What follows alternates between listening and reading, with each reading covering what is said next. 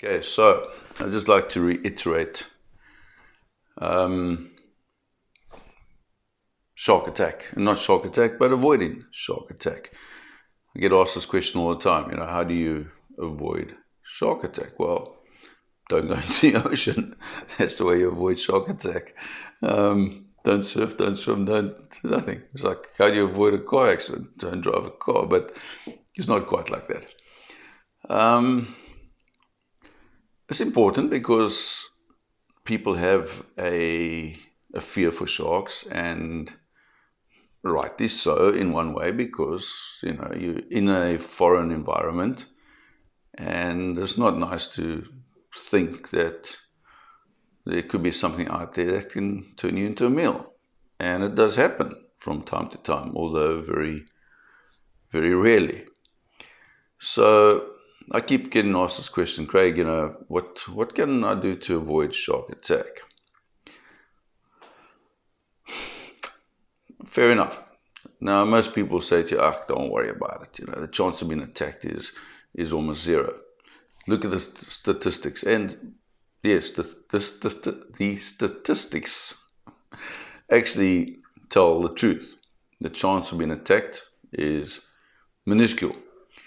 So if you're a general water user, you just want to go into the ocean and have a swim, then stay within your depth.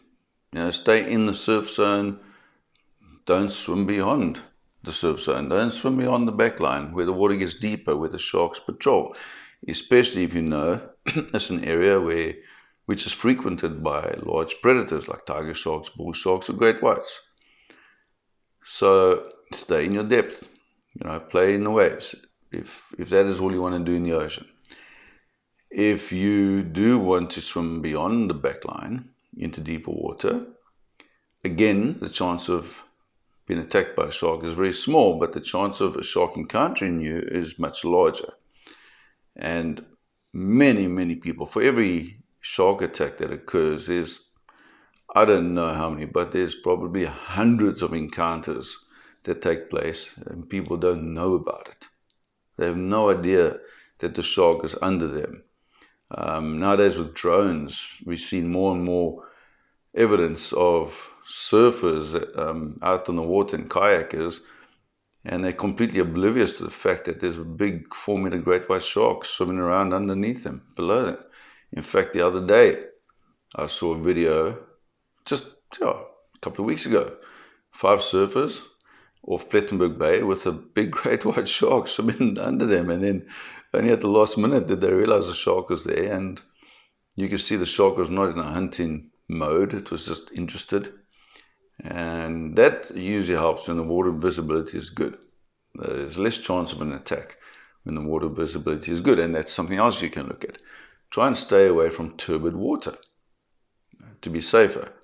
Obviously in the surf zone, the water will be turbid because it's kicking up the silt or the sand, but once you go beyond the backline, and the water can be turbid, and there you run more of a risk of being attacked by a shark if there is a shark hunting in the area. When the water is better visibility, there's less chance of attack. It doesn't mean that there won't be an attack, but there's less chance of attack. So if you're a bather, basically just try and stay in the surf zone. That is where you're safest. Now, if you're a surfer, you can't remain in the surf zone. You have to paddle out, or a bodyboarder, and you paddle out beyond the back line, and you wait for that right wave to come in, and then you paddle into the back line, and you take the wave, and you surf it to the shore, whatever it may be. And you're spending a lot of time out there. We got wetsuits today that keep us warm in the water for long periods. There's also obviously areas where the water is warm and you can stay in the water for long periods. And the longer you're in the water, the greater your risk of shark attack, obviously. So again, try to surf in clearer water, cleaner water than in turbid water, because you minimize your risk of shark attack. But there's also other things. If you're really worried about being attacked by a shark, it's really something on your mind, use the largest surfboard you can. Because remember, I've said that I don't think great white sharks are exclusively macro predators, which means they attack things smaller than themselves. But in general, they are macro predators. And you must also remember that most great white sharks are not big, giant 4 or 5 meter sharks. You know, majority of the population, the average size of the population is below 4 meters long. And you get a lot of great white sharks that are 2.5 meters, 2.8 meters, 3 meters long. And, you know, they generally attack things that they can consume. So they'll look at something and they'll think, okay, I can attack that, I'm hungry, and I can consume it. So if you're on a bodyboard, you're a smaller target than somebody on a 7-foot surfboard. And you're a much smaller target than somebody on a longboard. And the chance of being attacked, and statistically, if you look at the statistics, there's very few people that have been attacked on longboards. It's very extremely rare that a person gets attacked on a longboard, and that is simply because it represents a much larger target. So you need a much larger shark in general to attack something the size of a longboard. It just makes common sense. So if you're really worried, as I say, look at the size of your surfboard.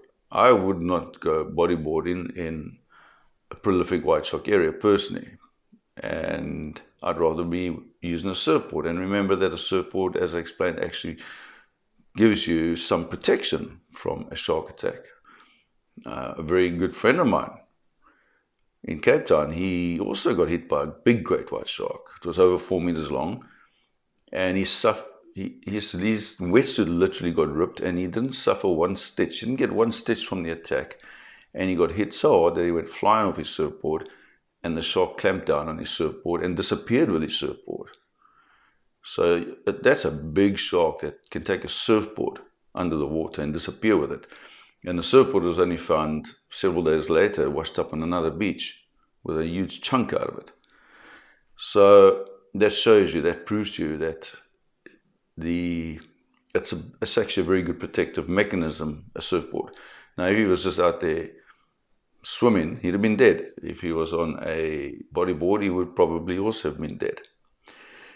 And then, you know, if you're really paranoid about shark attack and you live in an area where you know there's great white sharks, maybe California and South Africa, certain areas in Australia, and you're really, really paranoid about shark attack, and I don't say it in a negative way, because, you know, some people are very afraid of shark attack, but they still want to use the water, then, you know, use a SUP board, a stand-up paddle board.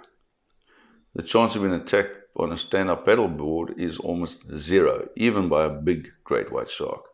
It might come along and scare the living hell out of you, might bump the thing, investigate it, but you can drop to your knees onto the thing, not to pray, but, you know, just to keep yourself safe, and to pray. And you should be perfectly fine. Don't surf or bathe near a seal colony. You're an idiot if you do that, especially if you're going beyond the backline. If you're a spear fisherman, you're putting yourself even more at risk. And as a spear fisherman, you should always remember that you're going into areas to hunt fish. And there's a very good possibility that there's sharks in the same area, tiger sharks, bull sharks, great white sharks, whatever, that are in the same area for the same reason, to hunt fish. So there's a lot of logic involved. Just think like a shark. You know, look at an area. Okay, so there's less chance of being attacked on a beach break, for instance, than on a reef break or a point break. So if you've got a point break over here, like Nahoon Reef, and you go surf out there, where it's very deep, and there's a beach next to it, and you're worried about shark attack, rather surf at the beach. It doesn't guarantee that you're 100% safer, but it definitely are safer than surfing out on the point. So it's just common sense. And if there's a surf break near a seal colony, I wouldn't surf it. I would rather go surf away from a seal colony. If an area is very prolific in fish and a lot of reefs out there, not far offshore, and it's a good fish ground, and you know there's a lot of fish out there, then you know that there are going to be predators out there. So again, study your geography of the area, study the species of the area, look into when the sharks are in the area. Like in Mossel Bay, for instance, where I do a lot of work with great white sharks. In the summer months, the sharks move very close to the beaches, but there's specific beaches you don't see them at. And if you know this, you know which beaches are safe to swim at or safe to surf at.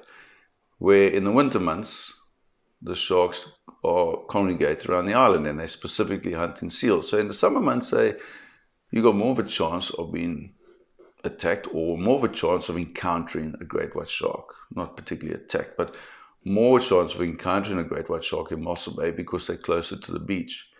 Where in the winter months, you got less chance of encountering a great white shark because they're more congregated and more focused around the seal colony to hunt seals. Which means that if you go surfing close to the seal colony, and that seal colony is only 700 meters from the shore, you're looking for trouble. Although the chance, and I want to reiterate this, although the chance of being attacked is very small, unlikely, no matter what. Try not to surf near river mouths, especially where it's warm water, because you're going to get bull sharks. Bull sharks and even great white sharks will frequent river mouths. Bull sharks will penetrate river mouths. Great white sharks won't penetrate river mouths, as far as we know. But they know that carrion and fish are entering the rivers and exiting the rivers, and that's why they hunt there. So I would not surf in a river mouth, ever, personally, because it just increases your chance of encountering a shark and maybe becoming a shark meal. McDonald's for a shark. And then, if you're a windsurfer or a kite surfer, your chances of being attacked are basically zero. Extremely small chance of being attacked. A shark's not going to chase down a windsurfer like you've seen in movies. It's not going to chase down a kite surfer skimming across the water at 30 miles an hour or 25 miles an hour. It's not going to happen. Then kayaking. If you are a kayaker, then you get different kinds of kayaks, and there's certain areas where kayaks have been bitten by a bunch of kayaks have been bitten by sharks.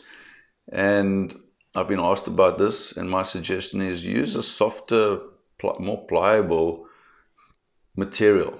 If you're going to use one of these glass fiber kayaks, they're very narrow, they're unstable. And a shark grabs it, it's going to crunch it because it's brittle, and it's going to open it up, and the thing's going to sink, and you're going to flip over into the water. The chance of being attacked and killed by the shark is small, but it has happened where kayaks like that have been attacked, and the occupant has been killed. So if you're worried about that, but you still enjoy kayaking, use a more stable kayak, so that if a shark does bang it, or bump it, or bite it, the chance of you flipping over into the water is very small, because after the first bite, the shark 99.9% of the time will just swim away because he realizes it's not edible. It seems edible, it looks edible, it sounds edible because it's moving and making noise, but they crunch on it and then, I can't eat this, and they just lose interest and they swim away. And then, of course, if it's a softer material, then that can bite it and puncture it and maybe not break it, and then you end up sinking in the thing. So I think you get what I mean.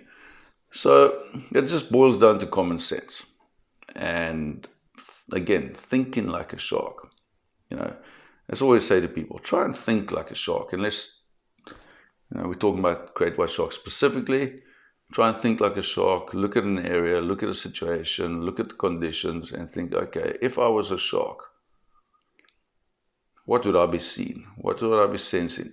Would I be able to recognize me on a surfboard as natural prey, or would I be in turbid water making a noise and the shark just comes up and strikes because it makes a mistake and it thinks I'm a turtle or a seal or whatever it may be?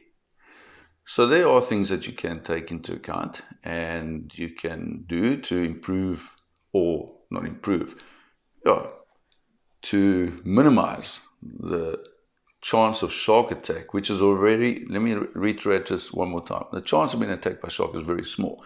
But if you want to minimize that chance, take certain steps as I've explained, and you should be perfectly fine and safe in the water. So it's not rocket science, common sense, and try to think like a shark. And if you watch my series on great white shark behavior and great white sharks on their best behavior, you will start learning to think like a great white shark. And yeah, it's quite fun. It's actually very interesting when you start thinking like a great white shark.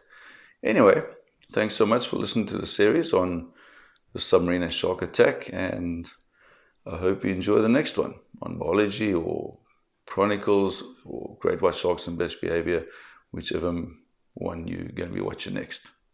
Take care.